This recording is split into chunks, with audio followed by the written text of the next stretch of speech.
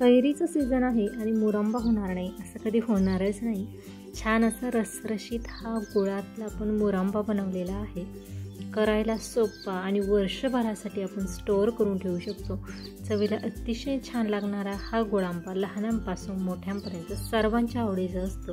त्यामुळे वेळ न घालवता पटकन आपण रेसिपीला सुरुवात करणार आहोत। आणि हा गुळांबा तयार करत असताना तो वर्षभर अगदी छान असा टिकावा, त्याला बुरशी लागू नये यासाठीच्या खूप साऱ्या टिप्स देखील आपण जाणून घेणार आहोत। कारण कविताच किचन म्हटलं की परफेक्ट रेसिपी, साधी सोपी पद्धत आणि घरच्या उपलब्ध साहित्यामध्ये बऱ्याचदा रेसिपी तयार करण्याची पद्धत या ठिकाणी असते। त्यामुळे तुम्ही जर पहिल्यांदाच माझी रेसिपी पाहत असाल ना, तर अशाच भरपूर टिप्ससहित आणि अगदी पौष्टिक रेसिपीज पाहण्यासाठी सोमवार, मंगळवार, बुधवार, गुरुवार, शुक्रवार आणि शनिवार हे आठवड्यातील 6 दिवस येणाऱ्या सर्व रेसिपीज पाहण्यासाठी वरील व्हिडिओप्रमाणे चॅनलला सबस्क्राईब नक्कीच करा। सबस्क्राईब केल्यामुळे दररोज दुपारी 12 वाजता येणाऱ्या प्रत्येक रेसिपीची नोटिफिकेशन ही तुमच्या मोबाईलवर नक्कीच येईल। नमस्कार, मी कविता, कविताच किचनमध्ये तुम्हा सर्वांचं खूप खूप मनापासून स्वागत करते। उन्हाळा स्पेशल एकदा बनवून वर्षभर स्टोअर करता येईल इतका रसरशीत छान असा हा कैरीचा आपण हा मुरंबा तयार करणार आहोत। मुरंबा करण्यासाठी या ठिकाणी 2 कैऱ्या घेतलेल्या आहेत। कैऱ्या 15 मिनिटासाठी पाण्यामध्ये ठेवलेल्या होत्या। त्यानंतर हाताने चोळून छान अशा स्वच्छ धुवून घ्यायच्या। आता बऱ्याचदा कैरीचा मुरंबा करताना त्याचं जी वरील साल आहे ते बऱ्याचदा न काढता देखील आपल्याला हा मुरंबा करता येतो। त्याचबरोबर कैरीची साल काढून देखील आपल्याला हा मुरंबा करता येतो। हे पूर्णपणे तुमच्यावर डिपेंड आहे, परंतु मी आज कैरीची साल काढूनच हा मुरंबा करणार आहे। कैरी हाताने स्वच्छ धुवून घेतलेली आहे। त्याचबरोबर आपल्याला ती स्वच्छ कोरडी करून घ्यायची। आता वर्षभरासाठी स्टोअर करायचं आहे, त्यामुळे आपल्याला या ठिकाणी कैरी स्वच्छ कोरडी करून घ्यायची आहे। कुठेही पाण्याचा अंश या कैरीवर राहता कामा नये। त्याचबरोबर मुरंबा करण्यासाठी वापरायची सर्व भांडी ही स्वच्छ असावी, त्याचबरोबर कोरडी देखील असावी। हे पहा, आता कैरीचा जो देठाकडील भाग आहे तो आपण काढून घेतलेला आहे। त्यानंतर त्याची जी वरील साल आहे ती सर्व आपण काढून घेणार आहोत। कटरच्या सहाय्याने तुम्ही काढून घेऊ शकता किंवा अशा पद्धतीने वेफर्स करण्याची जी किसणी असते त्या किसणीच्या सहाय्याने देखील त्याची ही जी वरील साल आहे ती सर्व तुम्ही काढून घेऊ शकता।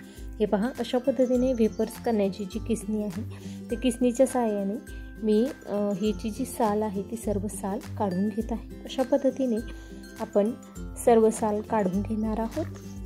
कैरीची सर्व वरील साल काढून झालेली आहे। आता अशा पद्धतीने मोठे छिद्र असलेली किसणी घ्यायची आणि अशा पद्धतीने हात उचलून आपल्याला ही कैरी किसून घ्यायची। एकाच वेळेस कैरी अशी किसू नका, तर हात उचलून किसा, म्हणजे त्याचा जो किस आहे तो अगदी मोठ्या मोठ्या आकाराचा तयार होतो। हे पहा, अशा पद्धतीने सर्व कैरी आपण किसून घेणार आहोत। सर्व कैरी आपली किसून तयार झालेली आहे। हे पहा, लांब सडक असं छान असा हा किस तयार झालेला आहे। त्यानंतर आपण आता गुळांबा करण्यासाठी किंवा मुरंबा करण्यासाठी घेणार आहोत। त्यासाठी गूळ वापरणार आहे। साधारणतः अर्धा किलो एवढा गूळ मी यासाठी घेतलेला आहे। त्यानंतर कढईमध्ये मी 2 चमचे साजूक तूप टाकलेलं आहे। त्यानंतर या साजूक तुपामध्ये आपण ड्रायफ्रूट्स टाकणार आहोत। त्यामध्ये काजू, बदाम टाकणार आहे। ड्रायफ्रूट्स वापरले नाही तरीही चालणार आहे, पूर्णपणे ऑप्शनल आहे।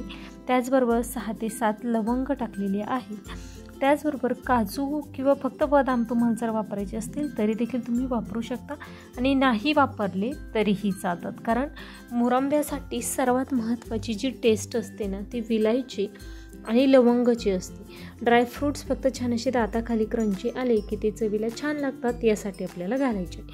त्यानंतर लवंग हलकीशी 1 मिनिट तुपामध्ये परतवल्यानंतर आपण जो किस करून घेतलेला होता कैरीचा तो सर्व यामध्ये आपण टाकलेला आहे आणि या तुपामध्ये आपल्याला हलकीशी 3 ते 4 मिनिटं या ठिकाणी परतवायची आहे।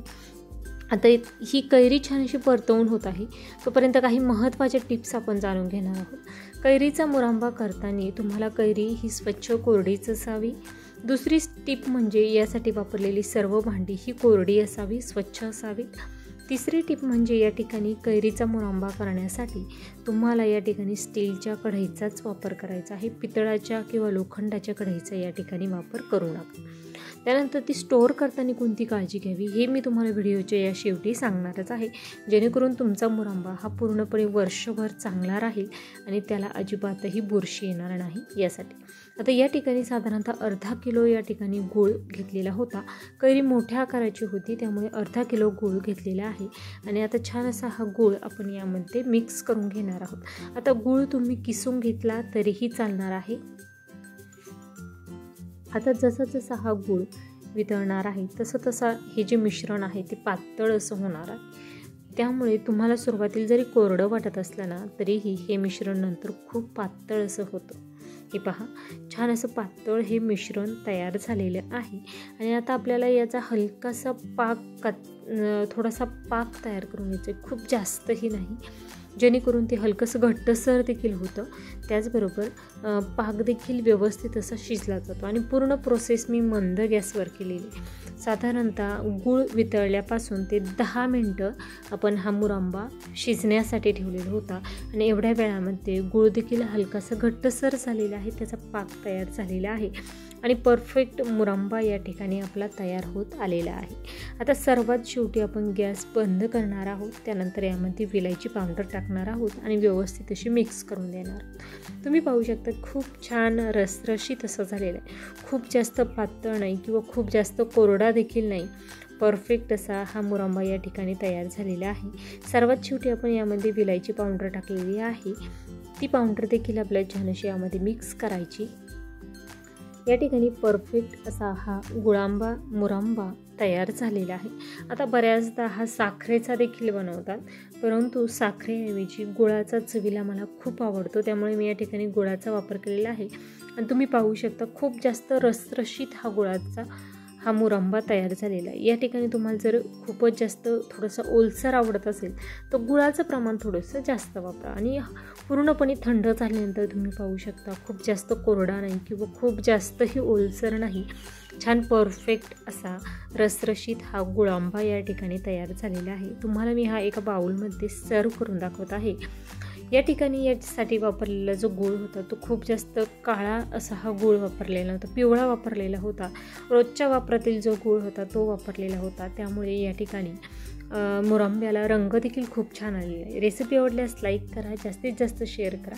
त्याचबरोबर चॅनलवर नवीन असाल तर सबस्क्राईब करा, जेणेकरून आठवड्यातील 6 दिवस तुम्हाला माझ्या दररोज दुपारी 12 वाजता येणाऱ्या सर्व रेसिपीज माझ्या चॅनलवर नक्कीच पाहायला मिळतील. त्याचबरोबर कविताच किचनचा जर कांदा लसूण मसाला आणि मटण मसाला जर तुम्हाला घ्यायचा असेल तर